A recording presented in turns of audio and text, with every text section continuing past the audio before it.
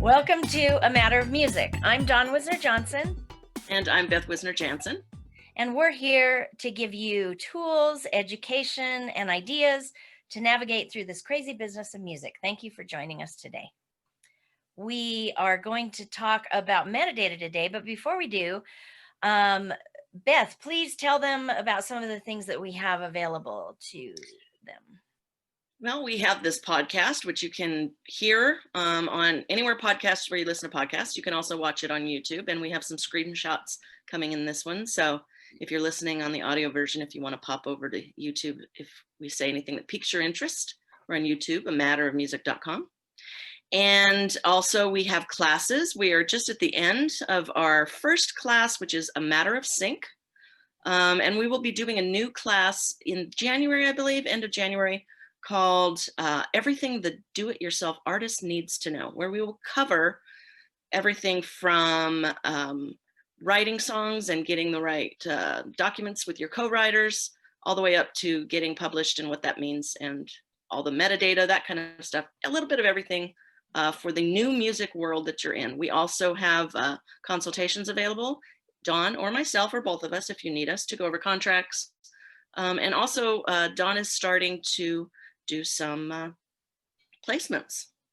Yes. So, you know, if you'd like to submit, we also have a thing where you can kind of see what that involves as far as Dawn's talents and expertise. It's called Lunch and Learn, and that is on Fridays. It's called Lunch and Listen. Lunch and Listen. It used to be Lunch and Learn, but now we're listening. So we're listening to, we have about 8 slots available every Friday at noon Pacific time. And you can find that also on our website, and you can go up there and you can send a song to Dawn and she will give you feedback on it as far as if it's syncable and maybe what you need to do to get it, you know, a little bit clearer for sync agents. Right. We do a lot of stuff. Yes, we do. We were sync agents about a decade ago. We both went our separate ways and doing other things, and we're doing that again, and that's launching in January, so it's coming up soon. So I've been doing a lot of these lunch and listens to gather some music from some amazing artists that have been coming in. And you can, even if you're not interested in that, you can collaborate. There's producers who come and different people who are interested in collaborating with songwriters. So it's a great place to network as well. So please, and then we have a Facebook group as well, where you can network with some people that have been hanging out with us at A Matter of Music. So today, as we mentioned, we're going to go over metadata. This is just one portion of getting everything in order for your music. I'm going to go over some specifics. We'll talk about specifics for sync ability, but just so you know, you should, in metadata, should always be accompanying your music. You should always have it no matter where you're sending it, because you don't want a file being downloaded from an email or Dropbox or whatever and it not having all the pertinent information about you and how people can contact. Before you're even done with your song, if you're working with a producer or somebody like that, you should have some of the metadata attached to it. Now, what is metadata? That's probably a question that a lot of people have, because I had that when we started. What the heck is metadata? Metadata is data that goes with other data. So it's used across all kinds of different fields. But for music purposes, it is data that goes with the song or the composition, usually with the song, with the MP3 file or the WAV file, whatever you're sending. You want to have in there certain things, and Dawn's going to go over what those are, but you want to have those so that you make sure you get paid. If you're writing a song with a friend and a producer and you're putting it out there and you're not sure it's ever going to get picked up, sold, whatever, imagine if you had ended up having a big radio hit with that. Imagine if Billie Eilish and her brother hadn't added their metadata, you know what I mean, to the thing. And it got out there, and they didn't have a record company. Let's say it got out there with them and they just pushed it, and all of a sudden it's everywhere on Spotify, on iTunes, and it's getting placed on shows and stuff. What's going to happen if the metadata is not there, which is telling them who it belongs to and who to pay and who to contact for usage? A lot of money is going to get lost. And that's where that black box we always talk about, where there's billions of dollars that doesn't get paid to publishers and writers and record companies. A lot of it has to do with metadata. So So here you go. At least you're looking. So take it Right. away. You would probably be amazed at how many people do not get paid all over across the board in the music Big industry. artists, little artists. All of Yeah. them. Yeah, you've really got to keep track. I'm a publishing administrator. That's one of my jobs that I do, and that is one of my jobs to make sure that every song we have, everywhere it is, that everything's in order. And I will guarantee you, I'm constantly chasing things. Even with the big artists, it's things get registered wrong. Another record company, there's so many co-writers, they don't put in the right information, and these kinds of things get lost with big artists and labels and small ones as well. So this is something you really need to hone in on and understand from the get-go. So let's start. I'm going to, let's see, I'm going to talk about email at the end, etiquettes and different things.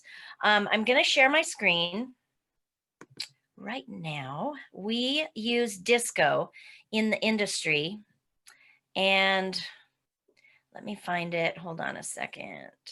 There it is. Disco, and when I say we, Disco is a platform that is used by music supervisors even more and more these days. And so this is one that most people are using if they're going to go into sync. It's also very good for, just organizing your music, but it's easy to send files. You just have a link and you don't have to attach anything. By the way, we say this, but never attach anything to an email anymore. It's links now. Never, not even an MP3. I don't care how small the thing is. Do not attach it. But Disco is used by a lot of people, and it's a great way to, edit your tracks. I have already open. I have a playlist over there. There's 8 tracks over there. Obviously, say you have a whole album, you can edit all of your tracks together and then just go in and change the title for each one. If you have a whole album you're dragging in or whatever, it's very easy to do. But what we're going to do today is go over how these fields and the different metadata that you're going to add in. So the first one is just the metadata here. That's what it's labeled. And we have track artwork. So obviously you just drag that in and it's going to go in there. Aside from that, we have title. Let's talk about song names for metadata. There are different ways that you're going to do this depending on if it's a cover, if it's a public domain song, or if it is your original song. Let's go with your original song. We would put the title of your song there. I always put in parentheses the artist name. Now, they don't all say that you have to do this, but I like to have that there. What are you going to say, Beth? With the title, even though you're going to put the artist's name. I do. In case it gets separated. That's a preference for me, and I'll tell you why. If I get a lot of music, I have to go look who it is, and I'm getting a lot of music these days. So if the title name said, Drag Me Down by Don Wisner Johnson, I would be very happy that it said that there. So you don't actually have to do that. Now, if you're a songwriter and there's another artist with you, put featured artist and list the artist in there as well. That is in the song name. As you will see, the next one is artist. There is a specific place that you can put that. So I would put it in both places. Let me go back one more time to public domain. If you have a public domain song, please put at the front of the title PD for public domain. They are going to know, anybody in the industry is going to know what that means. And then put the title of the song. And you put the PD first so they could search for all public domain songs. Yes. It's very good to do that. For a cover song, say it's a Beatles cover song, Hey Jude, in parentheses, the Beatles. After your parenthesis, put cover, COVER. So that would be how the title for a cover song would go. After that, you're going to be putting in other information. We are not going to go into how that works today. If you have specific questions about that, you can find those answers. So we're going on as if we're putting in an original song. The album, you do not have to put the album. As I just said, if you have released an album, put your album title there. Composer, It says mixed. Why is this? Oh, it's saying that Because because we're you're in editing the the middle of track. multiple things. Yeah. In this field, you're just going to list them and put a comma after each one. If there are 3 writers, Chris Ryan is the first one. In this field, I am going to put Chris Ryan, BMI in parentheses, 30%, and then a comma. Then I'm going to put Don Wisner Johnson, BMI, 30%, 33.33, let's say. Another co-writer we work with is Chris Duke. We're going to put Chris Duke if he's ASCAP, and then the 33.3%. I'm going to list all of that in this composer field. You will see later, there's other places we're also going to put this, but I want you to put it there as well. It doesn't matter if you're doing redundant information, especially for composers, because that is very important information. Okay, grouping, we're not going to do that. Genre, this is important if you know it. If you don't, no big deal. I'm going to put singer-songwriter in there. This is the type of album that we're doing right now. BPM, pretend this is just one track here, so the BPM is very important. BPM is actually very important for me. If a music supervisor tells me they need a song, I go listen to it. I check the BPM, and many times BPM is beats per minute. Thank you, Beth. And there are apps you can use to help you get this. There's free apps online that you can just go tap to the song and you'll get it. I use this because sometimes the feel of the song is very important, and I want to get close to that BPM. It does not have to be exact, but that's why I use it a lot, because I want to get close enough if possible. The ISRC code is the recording code that you will get if and when you put this recording up on any digital platform these days, Spotify. You can get your own ISRC codes. It costs $95 to register, and then you have your own in there. But any place you're going to upload your music through DistroKid, wherever, they're going to give you an ISRC code. You may not have this at the beginning. It's not completely important. If you are going to be placing music, I would say that you should get your music up anyway. So you will have this by the time you're working with me, most likely. So ISRC codes are very important. There is also an ISWC code while we're here. This follows the composition. Beth, do you want to explain that at all? So these are international standards, ISRC, International Standard Recording. I don't know what the C stands for. And then there's the ISWC. So this one is going to follow. The R stands for recording.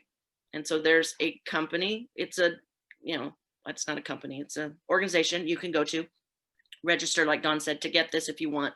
But they do dole them out at places that you're going to put your music up. The ISWC is for the composition, not the recording. So the writers and publishers and that kind of thing. So, because sometimes a composition will get re-recorded a bunch of times. So a composition will have one ISWC. Mm-hmm. And then if it gets recorded 15 times, it will have 15 different ISRCs. So yes, does that make sense? Thank you. Thank you for explaining that. ISWCs, I'm still doing the homework on how to get those as an independent artist. I have seen that ASCAP and BMI have said they're doing it, but I don't know yet if they are. So jury is still out on that. I'll let you know more on that later. Year is right here, and I would just put the year that you're putting this up. I don't think you need to get technical about, I wrote this in 2016. I didn't record it for 3 years, all those kinds of things. Just put the year you're releasing it, or you did release it. If you released it a year ago, don't confuse everybody by saying it's now, because they might think it's a new version. Because again, this is for the recording, not when it was written. Yes, it is. Yeah. For the recording, so when it's released. Right. The order is just, if it's an album, it's track number 1, 2, 3, 4. So that's not important right now. Now the comments. Before I go to comments, I'm going to jump over here to writers because I want to be sure what's here. Yes, it is. Okay. And then we'll go back to the metadata page at the bottom. I want to show you, I told you there's another place you can put writers in. This is only in Disco, but I think some of the other programs may have this as well. Here's your writer. I have different ones. And I would pick one of those. I would put the split right here, 33.3, select the publisher. Now, if you have a publisher, go ahead and put your publishing name in. If you don't, the splits are a little bit different, and this depends on who you are with. If you're with ASCAP or BMI, but I'm not going to get into that right now.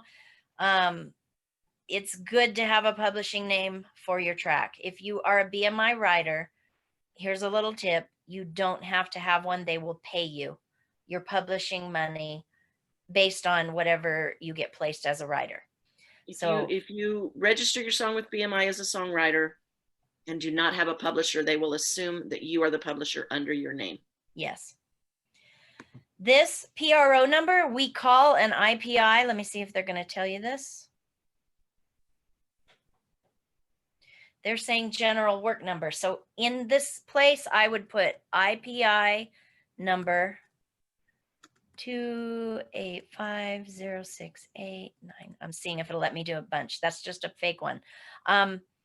Your IPI number is also an international standard now.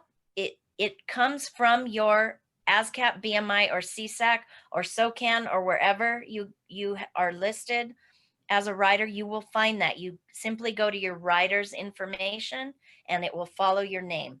It'll be right there. That is your IPI number. That is important in international world these days. You have to put that in. So for metadata for sync, it's definitely something that needs to be there. Notice I didn't tell you to put it in the composer field because it's a lot of information that you don't need to add, but here's where you will add it. As you save this, it's going to give you an option to add another writer. That's how you do this for each track. So that's just the writer tab. I'm going back to this tab because down in the comments is where, one more thing, look at here. Here's another comment tab. This comment is usually within Disco, it's your area, but you can do it here, but it's redundant, just so you know. This is so the main, I'm assuming the metadata comments is public to whoever looks at it, and this comment can be your private little notes to yourself. Exactly. If you have additional comments you need to add, you can say client will be able to see this here. So back to the metadata. And actually, I just wanted to say, I don't see lyrics here. And I'm not sure why. Is that custom? I thought they had a lyric tab. So what I would do right now, because I don't see the lyric tab, is I would add my lyrics here and say clients will be able to see this comment. But for right now, I'm going back to this comment field in Disco, and I want to tell you specifically because I use this a lot. Put everything you can here for contact information. So I'm going to go over that. Let me get to it. And if your song is a one-stop, let me explain that really quick. For in music sync world, one-stop is important. It means whoever is giving you this track and you are seeing this information from me, this is one stop. I can clear the master recording and all the composition, regardless if there's 3 songwriters. We have already cleared all of this music and it is one stop. In other words, I'm the only person you need to clear this through and we're good to go. I can sign all the contracts. I can get them over to you within a few hours. We're good to go. Music supervisors really like this. They like it from you as an artist as well. So you need to have all of your documents, Beth, the split sheets signed by all the writers. Musician release. Musician releases, those kinds of things. If you have these and you have cleared this with those people, you are now a one-stop person and you have told them, I'm going to pitch this song. I'm going to do it one stop where I don't have to ask you if it's okay if we place this music. You can tell them later and work on paying them after, you know, the thing is placed. So in this comments field is going to be one of those places. I am one stop. So I'm one stop. I'm Dawn Wisner Johnson. This is me not as a sync agent, but I'm shopping this song out that is written by Chris Ryan, Don, and Chris Duke. I'm going to put my email here.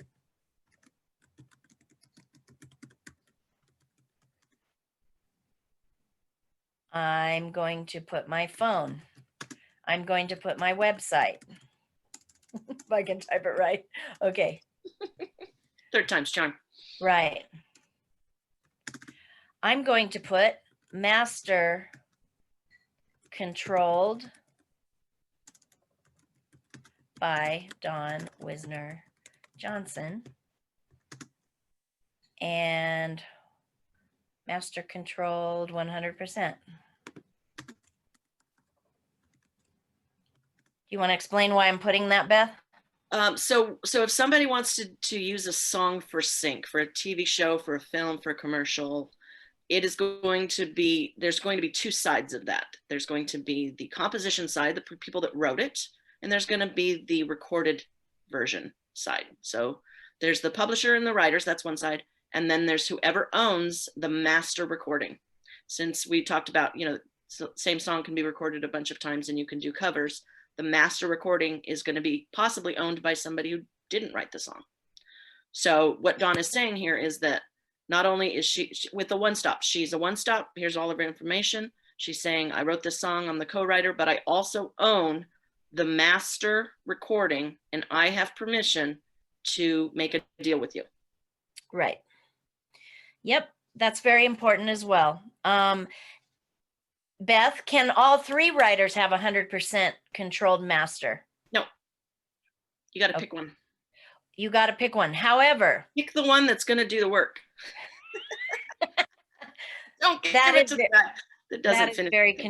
That is very true. However, say Chris Ryan came to me and he had a connection with a music soup. He met one somewhere and he said, hey, I'm going to pitch this to this guy because I met him. I'm going to do this. Then I just say to him, if we have it, we want to sign a little thing. I would do it in an email thread at least, at minimum. Do it in an email form, right? At minimum, so it's back and forth. And I'm telling him, hey, right. I'm telling him for this use, you own the master 100%. Make sure you tell them that. So, so the writers can make deals like this and do this.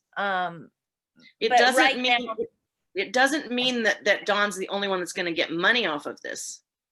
Nope. That depends on how you guys have set that up. If it's split by a third, the master, or if maybe one person paid more money for it or did it at their home studio and they got 50% of the master and the other two are going to split 25-25. You've decided that before you get to this point. I want to make that even more clear what Beth just said, because it's so hard to understand. But you have your composition that is 33% for each writer. We all wrote it together. We are going to get paid for that through our performing rights societies. But the master, we might have had one of the guys, Chris Duke is our mixer and engineer. He may get 40% because he spent more time on this, and we all agree for the master, when we get paid, you get 40, the rest of us get 30 each. So that is what Beth is talking about. There are two different ways for you to get paid for this. And when we get a sync license, it's going to say that if the total sync license is $1,000, $500 is for the composition, $500 is for the master. So you as a songwriter, I'm sorry if that's confusing. Maybe we'll give you a graphic at some point for that, but that's how that goes. Okay. Right. But what I want to make sure and everybody understands is that master control doesn't mean that Dawn owns it all. Nope. The reason you want one person to control it is so that if these sync agents are working with somebody and it's one stop, they don't have to worry about who else might have some say in this. You guys all need, whoever your songwriters are, whoever is together with that, owning that master, you guys need to decide who that is in advance, right, if you're going to be shopping it especially. Right. So as I just said right now, I'm sorry that I couldn't find the lyric. I thought there was a lyric tab in Disco, but I don't see it. Maybe it's in the single one. Anyway, for now, I made the decision. I'm going to put the lyrics here. One stop lyrics. And then under here, this is what I always do. Or you can put it at the end too. I like it to be here. BMI 33.33%. Chris Ryan. Here's another place where I just always put this. Why not? And 33, I'll go on, and then I go down and paste in the lyrics right there. Just tells everybody once again, you can even, it says one stop lyrics, that's not the thing, but even after this, you can tell them again, one stop clearance. Tells the person who's writing the lyrics, hey, these guys have it together. Okay, they won't stop saying that. Won't stop one I do stop. not have a pro account. Okay, I don't know. I don't have a pro account. I just have the basic account. Here's where you enter tags. And by the way, in your Disco settings, you can put your own tags, whatever tags you usually use or ones that you want to use. In Disco, I don't know why it's not going here. You need to add tags, working. right? It does Oh, already. no, that's to add to your custom list. You can do customized tags. Oh, yeah. Right. I don't know why it's not working, but in Disco, that's not important. I'm going to talk about tags a little bit here. So I think I'm going to stop my share and talk about keywords and descriptions and things like that, since I pretty much went through all of the other basic information. Let me make sure. Yeah, we did.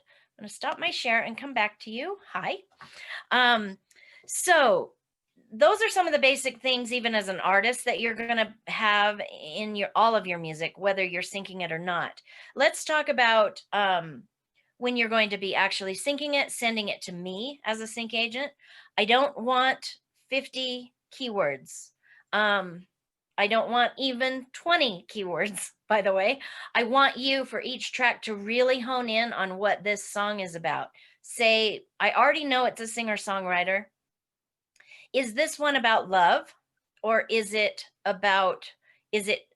general? I can't think of how I would say that, but in singer-songwriter music, as you know, there's a lot of love songs.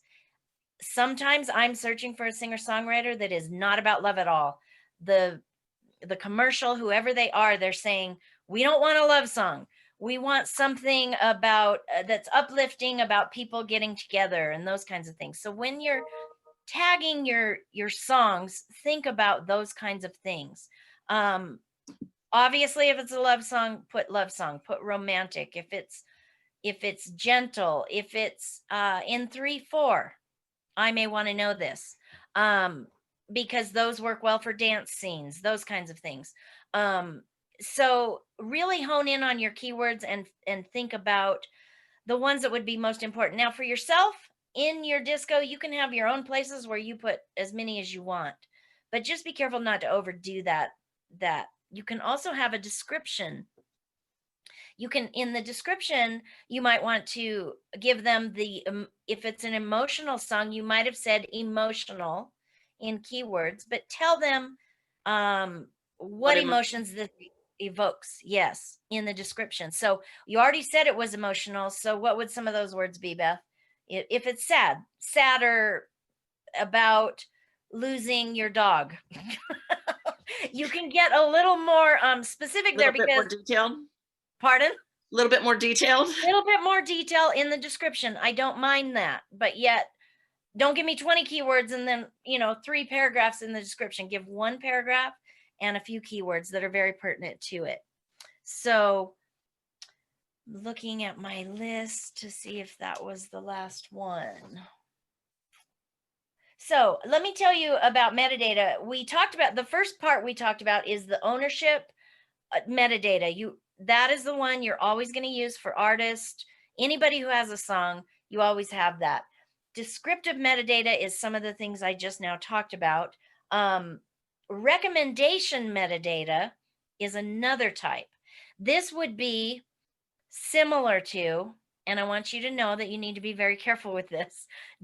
If your songs are so similar to an artist that they almost sound like it, and your friends say, my gosh, you really sound like John Mayer, please don't put John Mayer in your similar, because you don't want to get yourself in trouble. I know you're not ripping him off. Please don't do that either. But but you can be similar to a genre of people and put a list of people. If it's Jack Johnson, John Mayer, there's a few of them. If your music isn't too close, that's always helpful as well. That's Is called, that's where you want to have it for your overall style, but not a specific song, sure. right? Yes. Okay. Yeah, it's also based on how the recording sounds or the vibe of, what's some very vibey musicians. I can't say Lady Gaga anymore because she's kind of all over the place. She has a lot of different styles. Iron and Cool in the Wine, Gang. Bon Iver. Who? Cool in the Gang. Cool in the Gang has a definite yes. You always know what you're getting with Cool in the Gang. So yeah, those are some, you know, things that you could put in similar to. You just be careful with that field. Um, and you can even do some mood things there. So say it is Cool in the Gang, you can say late 70s disco, those kinds of things. Describe the genre instead of actually naming the group. The band. So um obviously metadata is very crucial, and it's getting more crucial. Beth knows why. It's digital. It's every place your It's music is digital, going. and once you put it out digital, it's gone. You can't get it back. You never can go grab that again. So you need to have this. Now, my question, Don, is how do you just talked about putting it up on Disco, or if you're going to do iTunes, but is there a way to attach it to an audio file? That metadata, Mm-hmm. Disco does that for you. And they Okay, so if I have recorded a song and I want to get it to somebody, I want to show a record label, I want to show a sync agent, something like Disco is where I'm going to put that. I'm not never going to email the song to somebody. I'm going to put it up on a platform and attach all my metadata to it. So when they go to listen to it, if they download it, that metadata will follow. Yes, it does. The Thank you. beautiful thing about Disco, and I think this is one reason the music soups like it, is somebody sends you a link, it pops open in your Disco account, and you can drag that to a folder. You don't even have to download it. It's there. In So Disco. it isn't if you both have the Disco account. But so can you drag it outside of Disco onto a folder on your computer? I believe you can, yes. And the metadata will follow. That's a download though, and the metadata will follow. Yes, it will. Now, iTunes was the old school way that we did this. And so that is still a way that some people do it. If you're used to using iTunes, I'm talking about on a Mac. I'm not sure about PC, but you right click, I think, and get the info, and that will stay there with that track when you send it over to somebody. But then if you're building a catalog and you want to get even more extreme, there are metadata tagging programs, and some of them don't cost very much, and you can get those as well. But because one thing is you should have all of this information for yourself as well. I would suggest also keeping this on an Excel sheet or a number sheet, something like that. Keep all of this, all of your songs, so you have all of this information for yourself. Do it while you're doing the metadata or vice versa. Right. Yeah. One of our producers, I won't mention his name unless he wants me to give him kudos, but he told me he keeps an Excel document with every song he releases. He puts in the title and all the metadata in the Excel so that anytime he's searching for something and he can't remember what he did, or say he has a new song he has another song that's similar to one and he wants to say, hey, it's similar to that song, I want to go see what metadata I put in. Obviously, you could do this in your program, but if you have an Excel sheet, it's a lot easier to go find that. It's just right there. You can cut and paste it and put it right over into your Disco account in the field. So, and you also don't want to just trust somebody else for all of your stuff. Right. To keep all your stuff. I remember my niece had all of her photos on some photo site and missed an email, and they got rid of all her emails from her childhood, and she was pissed. So don't ever trust anybody to keep all your stuff for you. Make sure you have it on a hard drive. Just talking about even programs like Disco or wherever. Yeah, anywhere, because you don't know what's going to happen. Right, right. Make sure you have it yourself. So, yeah, I think I've gone through most most of the information for metadata. I want to talk a little bit about emails.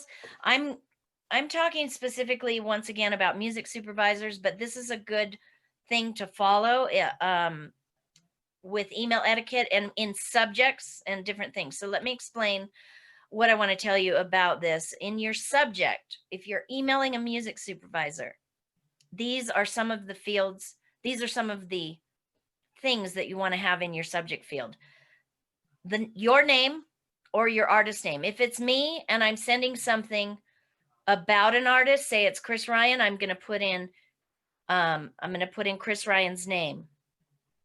Chris Ryan, singer songwriter, one stop, new music available.